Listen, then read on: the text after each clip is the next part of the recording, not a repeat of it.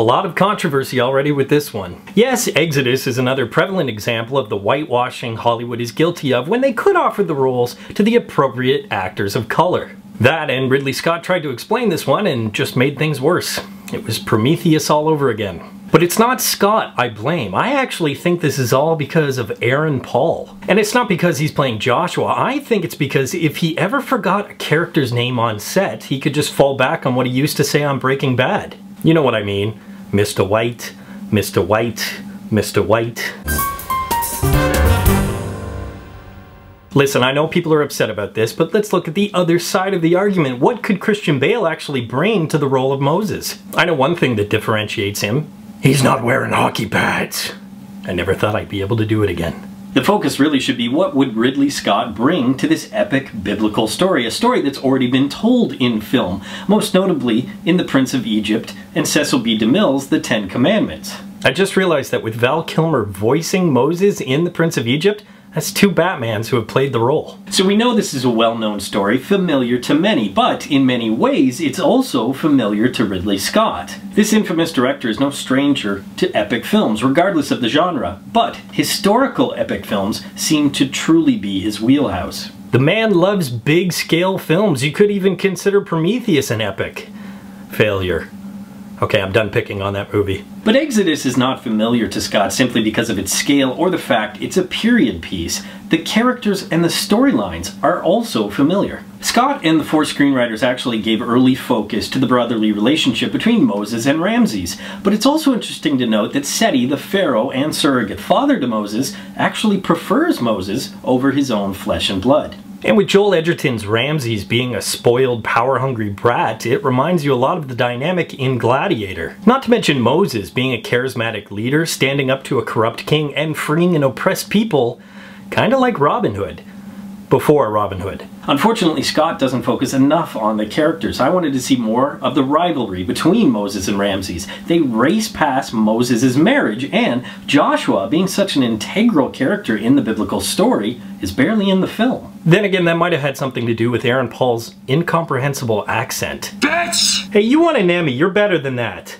Although it could have been worse, as Sigourney Weaver didn't even attempt an accent, and John Turturro, as solid as he was as Seti, his British accent was laughable. So all the hate about white or American actors playing these parts, yeah, it was kind of justified. None of these actors, who are all fine actors, defended their casting by bringing anything to their roles. While the supporting characters may be throwaway characters simply because of their screen time or forgettable performances, this story is really about Moses, and fortunately Bale gives a very solid, layered, and believable performance. That still goes for arguably the hardest scenes, those between Moses and the messenger of God, Malik, played here by young actor Isaac Andrews. This kid gave a tremendous performance and even held his own with Christian Bale on screen. Part of the reason that this film worked is because Scott actually did a great job at grounding everything, and that includes the more outlandish acts of God. Moses in this version actually has a head injury, so you're never quite sure if he's hallucinating or actually talking to the messenger of God. Kind of like a biblical great kazoo.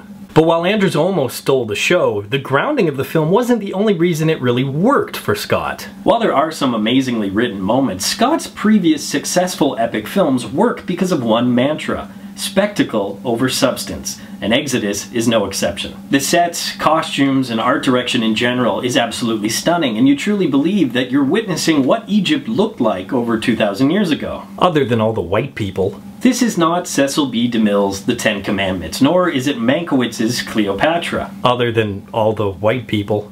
It has the grandiose scale for sure, but its attention to detail and artistic integrity is what makes it a pleasure to watch. And it's no surprise that it took a team of 11 artistic directors to make this happen.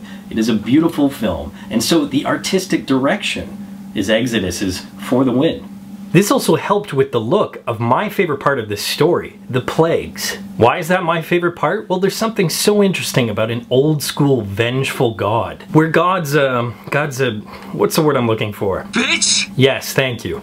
I love these moments, the crocodiles, the locusts, the rivers running red with blood. Sure, it's very dark and hard-hitting, but it's also very exciting and cinematic. I just never really understood how Ramses, after all of this happened, could stay so stubborn about religion. After a couple of plagues, sure, you could stay stubborn and be like, I am a god. But after rivers of blood and a storm of fire and hail, the next day I'm coming in like, Shalom, so the Sphinx, maybe we get rid of it, make room for a nice deli? With all the controversy surrounding this film, and possibly my impression of a Jewish person, you have to remember one thing. This is not truly history, nor is it truly the biblical story. It's merely Scott's take on the biblical story. But what it is a very interesting story told in a grounded but visually stunning manner, and it's an earn it. Poll question, what is your favorite biblical film? Might be a short list. As always, leave your answers in the comment section below. Subscribe to Real School, follow me on Twitter, and of course if you get anything out of Real School, you can always give a little back. Just follow the link below and you can become a Real School patron. But until next time, school's out.